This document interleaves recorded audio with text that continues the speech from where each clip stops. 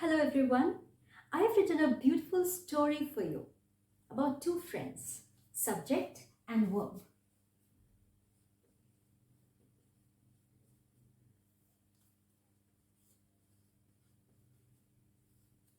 They were very good friends. One day, verb was very sad. Very sad. So subject asked, "What happened? Why do you look so sad?" Verb said, "When you are in your singular form, I understand that you are alone, that you're only one. So, in my singular form, I carry the burden of S everywhere. I carry S everywhere." Subject said, "I did not quite understand. Would you explain?" Verb said, "Yes, of course. Suppose it's cat. You're alone. You're one. So, cat mews, S. Suppose it's a boy.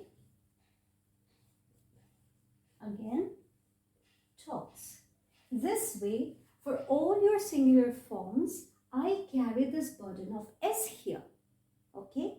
Now, when you are in your plural form, you are more than one. You're stronger. Don't you think you should take it from me? So in your plural forms, I will not take the S. Please, do it for me, for our friendship. Subject thought, yes, I can do that. But then subject said, I do not have S in all my words. For example, I understand cat, cats. So you will not take the S. No S. Fine. Boy, boys. Okay, plural. I will take the S. I took the S. And here you're free. So it's talk. But what about the others, like child? So the plural is children. Then verb said, can't you do this much for me? Because I carried S everywhere in your singular form without any complaint. Can't you do it for me? Okay. So subject said, yes, of course, my dear friend, I can do it for you. So children play. Said that, subject said, you will not carry S. In any of my plural forms, you are not going to carry S. So when it's your plural form, you will not carry S anywhere.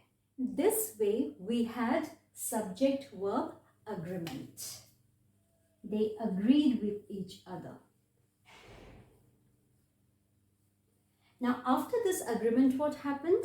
In the world of grammar, it was announced that we have to follow subject-verb agreement. They have agreed with each other, and it's the true bond of friendship. Okay? And if we do not follow their agreement, if we do not respect their bond, their agreement with each other, their friendship, we are going to be grammatically incorrect. Now notice one thing here. In the singular forms, we do not have S. But in singular verbs, we have S. In the plural forms, we have S. In the plural verbs, we do not have S. So it's just crisscross. How's that? Is it easy for you now? Now we are going to have a quiz where you're going to identify the right verb.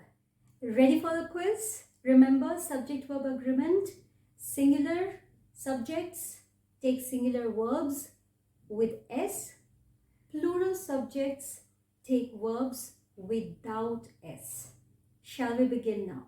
Great. All the best. The boy play or plays cricket. The boy, how many? One. Which means it's singular. So, in singular forms of verbs, do we add S or not? Yes, because verb had promised that I will carry the burden of S everywhere, because in the singular form you are all alone. Okay, so like a true friend, I'm going to carry that burden. So, plays. This is the correct answer. Second one. The girls sing or sings a song. The girls. How many? More than one. So it's plural. And in the plural form, the verb is free. No S, right? The sing, correct. Fantastic. I'm sure you must have done all 5 by now. I'm sure about it. My cats chase or chases the mouse. My cats, how many? One or more than one? More than one, plural. Chase or chases? Verb is free in the plural form, right? No responsibility. Chase. Your dog bark or barks at night. Your dog. Dog. How many? Singular, one.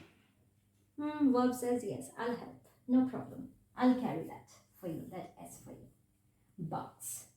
She paint or paints. She, how many?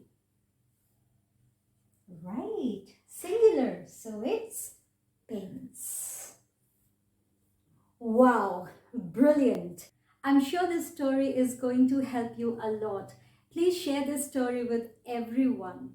Okay, trust me, you will find it so easy now. Your journey will become so easy with the tips and tricks that I'm going to share in all my videos. I will be coming up with more episodes on subject-verb agreement because it has many rules, so I'm not going to cram it all up in one video. This is the first step. Please practice the role of singular and plural verbs when it comes to subject-verb agreement. Singular nouns and pronouns take singular verbs with S. Plural nouns and pronouns take plural verbs without an S. Keep learning, stay blessed, stay safe.